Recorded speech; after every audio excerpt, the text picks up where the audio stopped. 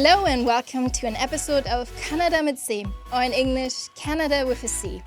My name is Annika Vaikines. I am the project manager of the Konrad Adenauer Stiftung Canada. Today's guest is Dr. Michael Borchert, a celebrated historian, political scientist, and author. This podcast episode delves into the Gaza conflict's international repercussions, historical and contemporary anti-Semitism, and insights from Dr. Borchert's book titled An Impossible Friendship, David Ben-Gurion and Konrad Adenauer. Dr. Borchert studied political science, contemporary history, and public law at the University of Bonn. He is a former member of the team of speechwriters for the former federal chancellor Helmut Kohl, and head of the speechwriting division for the former minister-president of the state of Thuringia, Bernhard Vogel. From 2003 to 2014, he was the director of the department Politics and Consulting at the Konrad Adenauer Stiftung in Berlin. From 2014 to 2017, Dr. Borchert served as resident representative of the Konrad Adenauer Stiftung in Israel. Dr. Borchert is currently the director of the Department of References and Research Services /Archive for Christian Democratic Policy at the Konrad Adenauer Stiftung, and responsible for the documents of the CDU. Thank you very much, Dr. Borchert, for participating in today's episode of Canada mit C. The interview will be conducted by Dr. Norbert Eschborn, Director of the Konrad Adenauer Stiftung Canada. Thank you, Norbert. Over to you now. Dr. Borchert, welcome to our podcast, Canada mit C, Canada with a C. You have come to Canada this week to launch your new book, which is about David Ben-Gurion and Konrad Adenauer and their impossible friendship. But you're not only a distinguished historian, you have been the Konrad Adenauer Foundation's representative to Israel for several years. Have you ever experienced a Middle East conflict which has caused so much turmoil like the current Gaza war? Well, I just came to Israel right in the middle of Operation Protective Edge, which actually was the last big Gaza war. But I have to admit that nothing can be compared to October 7th. It's a totally different situation. It's the highest death toll on the Israeli side since the Holocaust, but it goes also much deeper than that. Because the idea since the times of Theodor Herzl was to create a safe haven for Jews, where they can live freely, where they can be free of discrimination. And this trauma shatters the firm belief that this safe haven still is intact. We in the world tend not to see how much this is changing Israel. And this also explains why a vast majority of Israelis think that the answer to the Hamas terrorist attacks should be very strong and should be a strong military answer in order to defeat this threat and in order to reinstall this kind of safe haven for the Jews. So polarization of public opinion is per se not that unusual. However, it seems to be different in this case. Pro-Palestinian demonstrations are taking place all over the world, for example, at universities, both in Germany and here in Canada. And it seems to me, and I think I'm not alone with this, that Israel is losing the battle for the minds. Is that so, and why is that so? I don't think that it is that black and white as it might appear. If you take a closer look at Germany and the political parties, you can really see that at least the mainstream parties, of course, excluding the right-wing extremists and the left-wing extremists, there's a broad consensus and a very broad support for Israel. It is only the right-wing and left-wing extremists clearly going in other directions. In a way, October 7th was a mobilization factor. Those who were firmly on the side of Israel were sometimes reluctant to show their support. They are now acting more openly. But of course, the political elite does not resemble the big public. That's very important to say. There is a big role of the media, and the media clearly is biased here. In Germany, and I think this study is rather authentic because it has been made by our colleagues of the Ebert Foundation. In Germany, roughly 75% of the journalists perceive themselves to be rather left-leaning. And if you now look at these people, I grew up with these people. They were on my schoolyard, and in the late 70s, in the early 80s, it was somehow chic to be on the left side. And part of that was feeling sympathetic to the cause of the Palestinians. On our schoolyard, it was even en vogue to wear kufir, or as we said back in that time, the Arafat scarf. Now these people are editors-in-chief, they are leading journalists, they are university professors, they are leading artists, they are directors of museums, but their political socialization still is very active. And the other point is Hamas is not only very active in Israel or in Hamastan, as we say, for the Gaza Strip, and in the West Bank. Hamas is also very active in Europe. And it took us in Germany a couple of decades, I would say, to ban and to forbid Hamas as an organization. This just recently were set in place. I think what is key is the resilience against Hamas narratives, against their propaganda, and this only works if there's knowledge. There's a disturbing amount of superficiality. I might illustrate this with a wonderful joke, again referring to the journalists. There's a German journalist who is in Tel Aviv. He's sitting in a street cafe and just typing in his typewriter, in his laptop. So another German journalist is approaching him and he says, wow, you're in Israel, I didn't know. And what are you doing there? I came yesterday to Israel. You came yesterday. And what time will you be leaving the country again? I will leave the country tomorrow. Okay. And so what are you doing there? I'm writing a book. So what's the title of the book? The other one answers, well, the title of the book is Israel, Yesterday, Today, and Tomorrow. And actually, it's not a joke. I mean, this really illustrates how superficial the way is we going to look at Israel. And I think in this case, encounter is key, exchange is key. The best way to become immune against Hamas propaganda is actually to visit Israel and to see yourself that this is a vibrant country and there is a lot to also see under this very heavy curtain of this very heavy carpet of the Middle East conflict. That's probably a very good recommendation. The armed forces of Israel have normally been considered to be well prepared for any conflict. Now, we have seen in last October that was obviously not the case then. As far as you can judge it, what was the reason for their, I would consider it to be a failure in their job, and how do you evaluate the chances of a peace, both in terms of timeline and in terms of conditions? First, I have to make a book recommendation. There's a fascinating book which has been written by Ron Leshem, a former officer of the Secret Service. The title of the book is Fire. And this investigative piece of journalism really very clearly shows that the security services did know very well what was going on.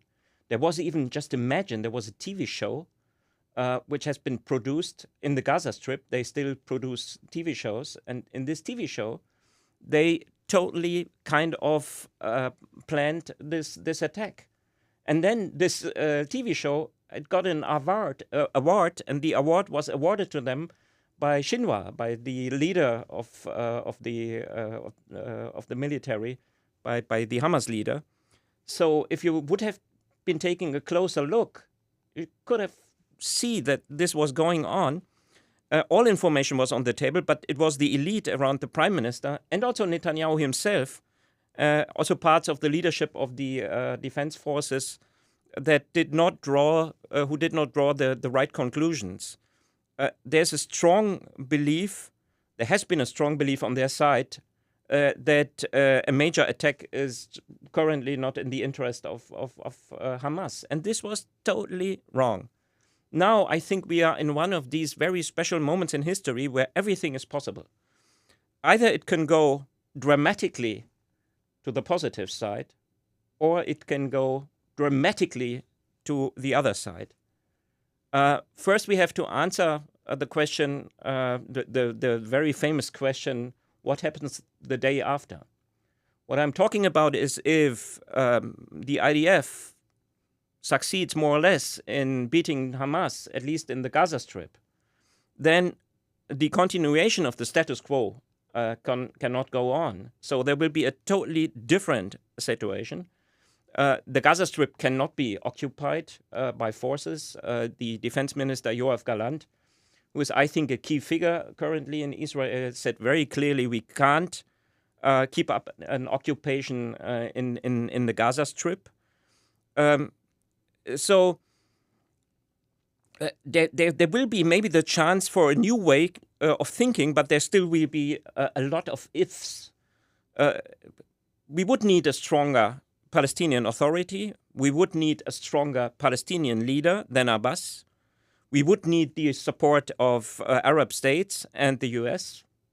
What happens if Donald Trump is in office? We need tons of money. We need, most important, an Israeli government without the right-wing extremists, Ben Gvir, Bezalel Smotrich, but foremost without Netanyahu. That's tons of ifs. But the situation can also go. So in that case, if all these ifs can be solved, we might have a solution. We might have a situation in which the Gaza Strip maybe can be developed to be a more peaceful part of that region. Actually, there's enough money. There are gas fields just right in front of the Gaza Strip, and they can be exploited. And this money can also flow to the Gaza Strip.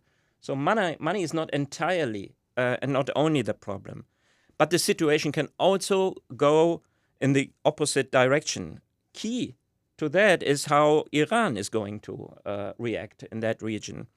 The escalation which is currently going on in the north is also very dramatic, and it's totally overseen in the West. There's not enough news about what is going on in the northern part, where a lot of people had to evacuate their homes. Around about 400,000 had to be removed from that region. So what happens if Iran escalates further? What happens, on the other hand, if the Israeli government succumbs somehow to the desire of the public to start a new war in Lebanon in order to fight Hezbollah? It's very unlikely in the moment, but you never know. So there is a potential for escalation, but there's also a potential for maybe some way which might lead, and I'm very cautious here, which might lead to any other kind of situation that we are in just right now. Okay, from a historical perspective, the Palestine issue is much older than the state of Israel, and to outsiders, which most of us are, seems overly complex. Can you, nevertheless, please try to briefly explain what are the insurmountable differences that prevent Palestinians and Israelis from living together peacefully? I think you already said the right word, and that's a good question. The right word is history. And let me illustrate this again with a very deep joke. There's the famous story about a rabbi who is a very, very talented conflict dissolver. And so there's two guys who are in constant fight with each other. They are approaching the rabbi, and the rabbi is sitting there and is asking the first guy to come into his room, and he's starting to talk to him. So he's asking the guy, so what's going on? Why are you so mad at each other? So he says, well, the other guy was supposed to marry my daughter. He didn't do that, and he was just spending my money and so forth and so on. It's really incredible, and I'm in deep conflict with him, and he's totally wrong. So the rabbi looks at him, and he touches his beard, and then he looks at him and he says, "You're right." And the guy goes out of the room and says, "I'm right. The big rabbi, he said to me, I'm right." So the other guy enters the room. And he says, well, that's totally wrong what he is saying. The daughter was very ugly, and I've never spent just a shekel. It's all very made up, and it's the whole story is wrong. And he can't blame me for this or that. The rabbi looks at him and says, well, I think you're right. So the other guy goes out of the room and says, he said, I'm right. I would show the other guy that I'm right. The big rabbi said, I'm right. So the whole story then had been already been brought to the wife of the rabbi. The rabbi is coming home to the wife, and the wife is cooking for him, and then she says, man, you are so mad. What did you do? You said to both of the guys, they are right. And now they are fighting each other even more because they think they are right. So the rabbi is looking at his wife, and he says, you are right. And I think this is a totally deep joke, I have to say. To just exchange these narratives, which are really right, the right to exist of Israel, but in the same time, the right to exist and the right of self-determination of the Palestinians in that region, these narratives are right. But the wife of the rabbi is also wise, because it does not at all help just to repeat these narratives over and over. But what is important is to acknowledge these narratives, but in the same time to look for solutions. Israelis are still denied the right to exist, and the widespread slogan, which can also be heard in Canada, from the river to the sea, Palestine shall be free, is a disturbing sign for this attitude. But also the right-wing Israelis deny the Palestinians their own identity. There was a famous Knesset session in which Miri Regev, the cultural minister, back in that time, then said, there is no such thing as a Palestinian. They just don't exist. It's all made up. They are Arabs. They are Jordanians, whatever. Another factor is, for decades, this conflict was mainly a regional, national, territorial conflict with some, I would say, religious undercurrents. Now it becomes more and more a religious conflict with national and territorial dimensions. The first already seems unsolvable. The latter is unsolvable. Polls of institutions like PEW clearly show that both sides, the Palestinians as well as the Israelis, this has to do on the Israeli side with the growing part of the Mizrahi Jews, are more and more religious. Why is that problematic? Don't get me wrong, the settlements are a severe danger to peace, and I personally strongly condemn them. But they are not the only problem. We shouldn't forget that they are a symptom of the conflict, but it's not the cause of the conflict. And some initiatives like the Geneva Initiative did clearly show that there might be a viable solution in case there would be negotiations on a peace treaty. But we tend to forget that there is one issue which seems absolutely unsolvable. And here comes the religious dimension into the game. It is Jerusalem. Both sides demand that the eternal city cannot be divided. Both demand the city. So we need to find a solution for Jerusalem. This is really a big problem which cannot be solved easily. And we tend to forget that this is maybe one of the main issues we would have to tackle. Right. Historically, Europe has not only been a continent of very rich Jewish life, but in large parts it has always been a stronghold of anti-Semitism, pogroms, and the Holocaust, not to forget. Why are anti-Jewish prejudices and anti-Semitism so deeply entrenched in many European minds?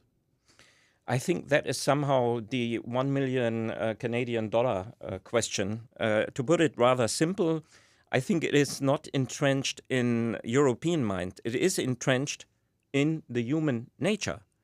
This is what I fear. Throughout the centuries and until the time of Enlightenment, religion, of course, played a role.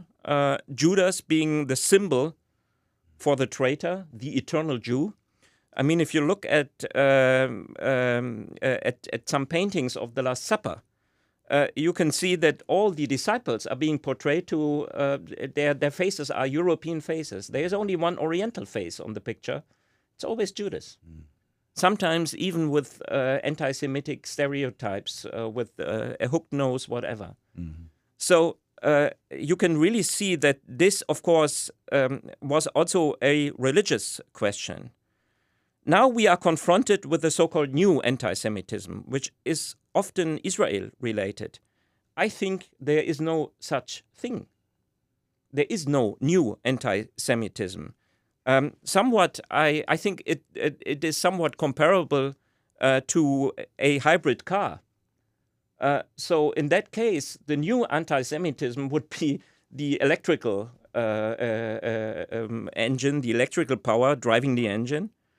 It can drive the engine only for short distances. But in the end, every new anti-Semitism cannot exist without the old anti-Semitism. A new quality is the combination of identity politics and anti-Semitism. The Jew as the white person, Zionism as a colonial project, which is totally unhistoric. Israel is rather a result of decolonization, not of colonization, because the precondition for the founding of the State of Israel was the British leaving the Mandate territory in the Holy Land. Besides that, the Zionist idea never was expansionist. It concentrated on creating the one homeland for the Jews. So this narrative of the colonial Jew, this embodies the old patterns of the Jew being the eternal threat against everybody. So there is no new anti-Semitism. In the end, also the new anti-Semitism is old anti-Semitism. Similarly, today's anti-Semitism seems to be characterized what I would call a higher propensity for violence than the forms we already know. Younger people in particular seem to have lower inhibition thresholds. How do you explain this? I don't know if we can put it that simple, but when it comes to hate and anti-Semitism related crime, we in Germany thought that this is a phenomenon of right-wing extremists. Young generations. Also some taboo-breaking behavior, the skinheads and other people also exerting a certain kind of anti-Semitism. But we also had a statistical problem, because every incident which could not clearly be related to whatever form of anti-Semitism was summarized in Germany under right-wing extremism. So we had very high rates of right-wing violent attacks on Jews, but some of these even were attacks by Islamists or by leftists.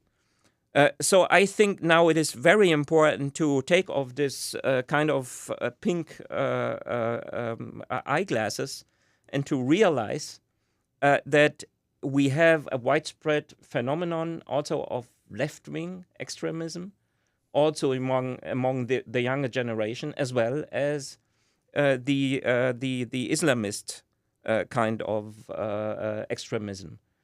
And of course, there we see some lesser inhibition on violence here. We are also seeing a lot of pro-Palestinian demonstrations here in Canada these days. There are, of course, numerous immigrants from Islamic countries here, always have been. Does being a Muslim always mean being anti-Israeli, anti-Jewish, and anti-Semitic at the same time? No, absolutely not. I might tell you a little anecdote. One of the projects I did when I was in Israel, I invited young German leaders, so parts of the German elite, to Israel. That doesn't sound very originally, doesn't sound very witty to do these kind of things. That's just the normal business all of us do. But what I did is I invited Muslims, German young leaders, but all Muslims.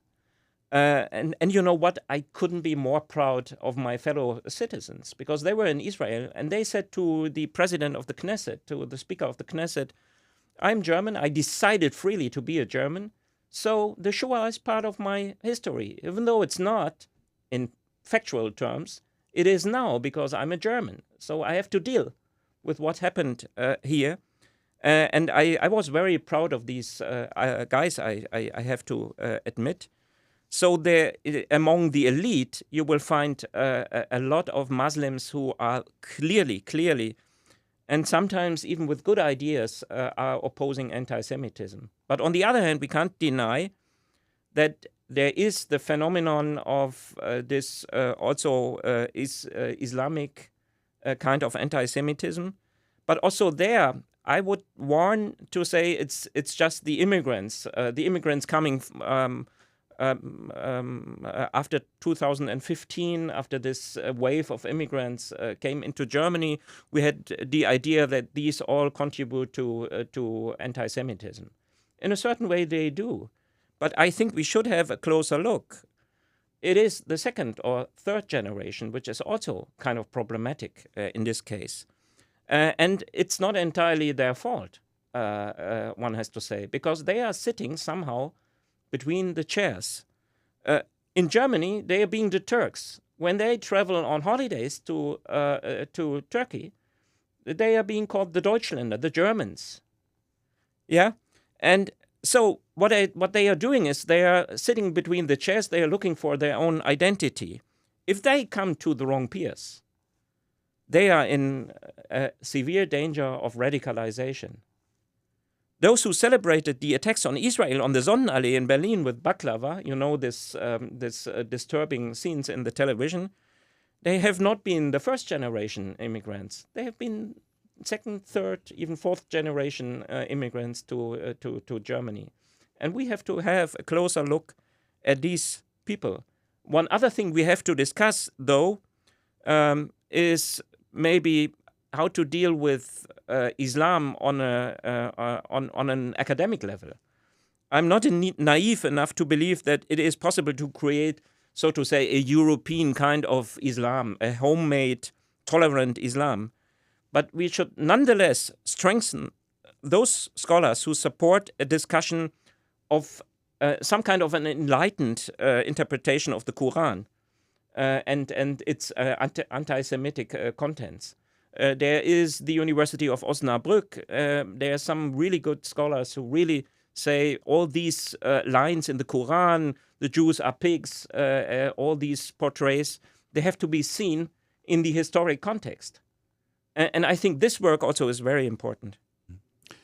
How do you experience anti-Israeli protests in Germany? There have been some terrible incidents. I'm thinking of the smearing of Jewish citizens' letterboxes in Berlin with Jewish stars. And these excesses have been noted with concern around the world. Do you think that Germany is on the brink of a new anti-Semitism? And we thought that was no longer possible, also in view of the political education that institutions such as both our employer, the Konrad-Adenauer Stiftung, has been provided for years. I have to admit that if you would have asked me 5 years ago, would you imagine that this kind of explosion of anti-Semitism could happen? I would have said no. I can't imagine. Since October 7th, we had an increase of much more than 300% in I'm talking about incidents. I'm not talking about just some anti-Semitic sayings, but I'm really talking about criminal attacks. I think we again need to see that schools are crucial. Surveys like ours from the Adenauer Foundation, but also others, show clearly and really unmistakably that school lessons can make a difference after all.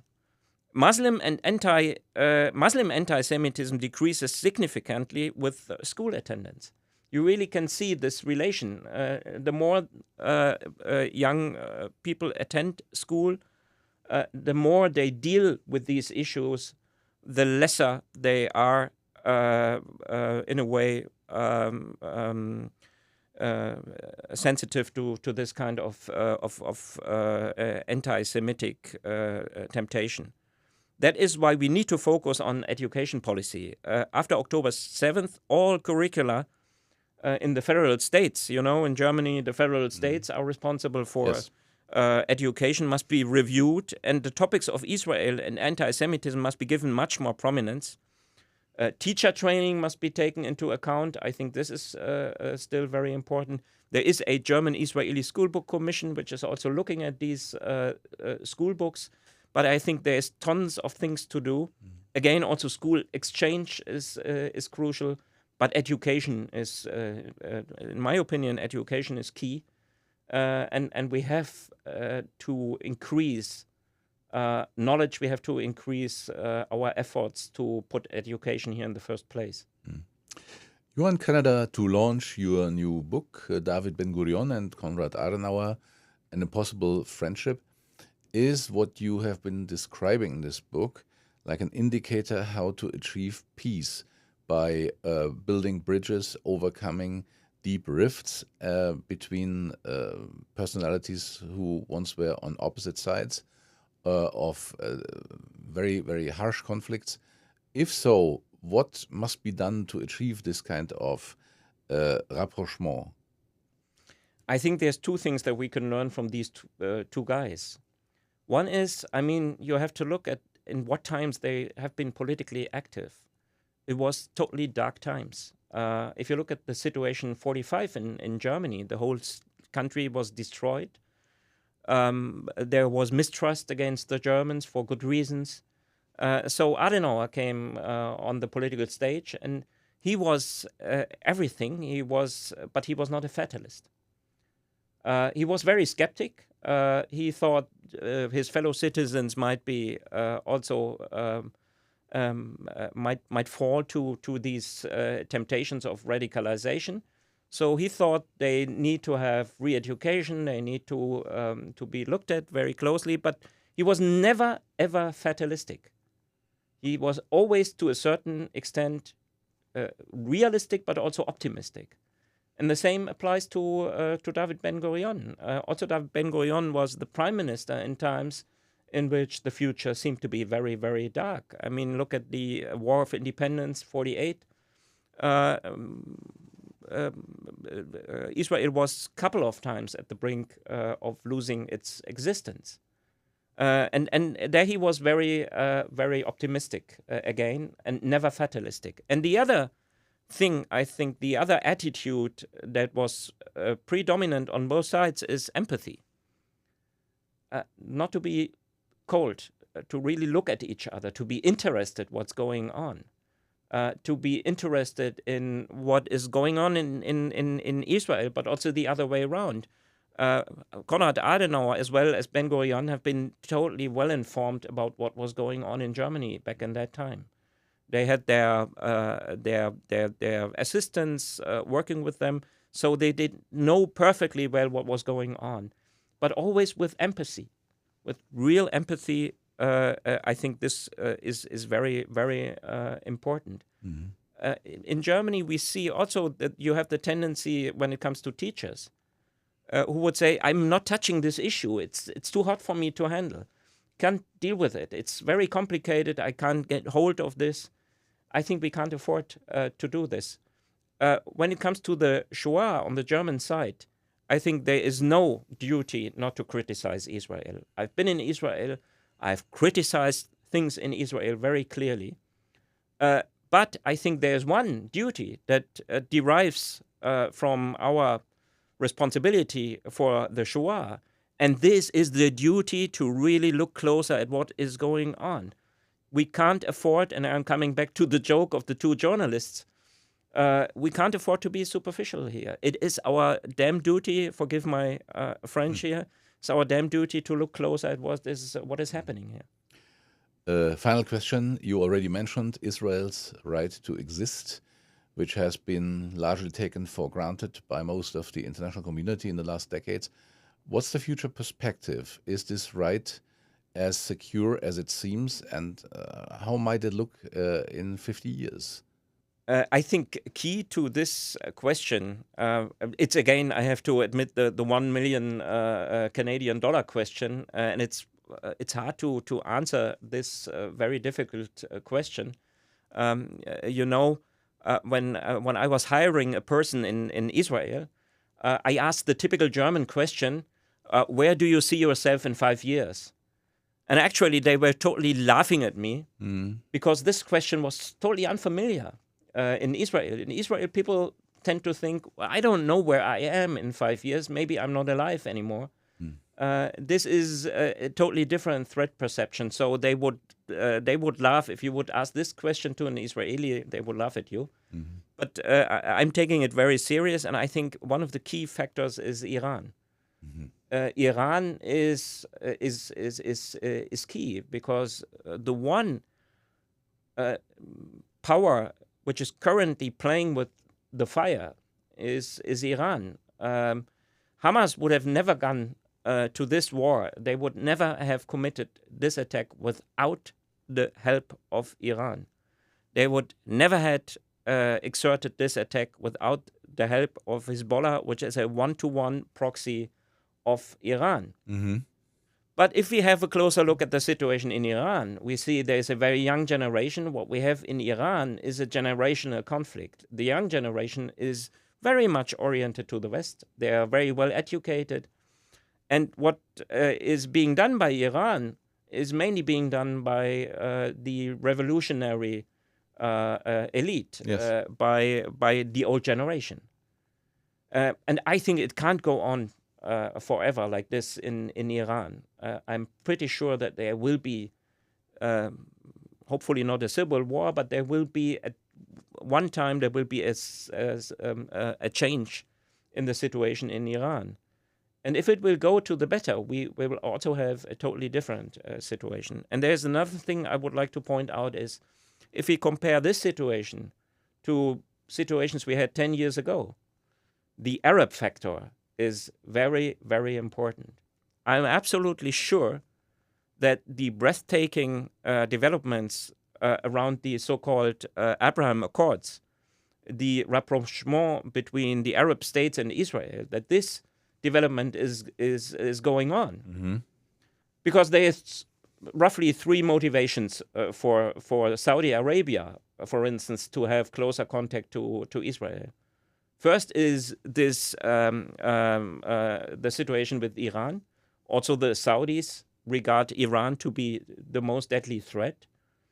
So there is the old idea of my enemy's enemy is my friend.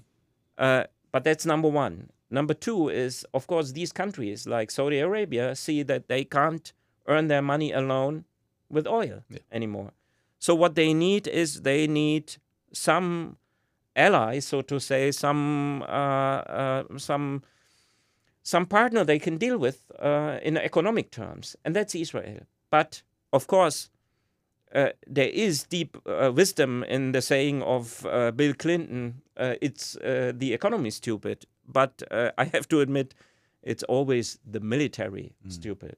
What they really need is drones, is Israeli drones. Israel is a world leader in producing armed drones.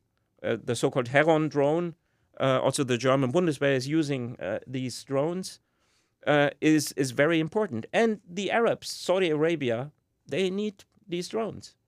So I'm absolutely sure that they will restart this rapprochement. And this creates a new situation. This is, of course, also some kind of a life insurance for Israel. And you know, a lot of experts clearly say that one of the motivation behind the attack of Hamas against Israel was also the rapprochement between Saudi Arabia and Israel. Because Hamas sees that if there is a closer cooperation, it will also worsen the situation of the terrorists. So I think there can be maybe, as I said, maybe we will have a change to a much worse situation. But maybe we are now in the situation where things might change to the better. And a lot of my hopes are in these Abraham Accords, are in this rapprochement between the Arab states and Israel, because this totally changes the situation. And if you ask me, will there be a peace solution? There might be one, but it is not Europe to be the decisive factor. It is maybe not even alone the US to be the decisive factor. it's a regional thing. It's the regional partners who then will be decisive. So maybe there is the very little seed of hope. Dr. Michael Borchert, thank you for coming and best of luck for your new book here in Canada and in Germany. Thank you so much for having me. Thank you for your interest in our latest episode of Canada mit Same. If you would like to learn more about the work of the Konrad Adenauer Stiftung Canada and stay up to date on upcoming events, publications, and more, please feel free to visit our homepage and subscribe to our quarterly newsletter at www.ks.de/Canada. Thank you very much, and we look forward to welcoming you again in the next episode of Canada mit Same.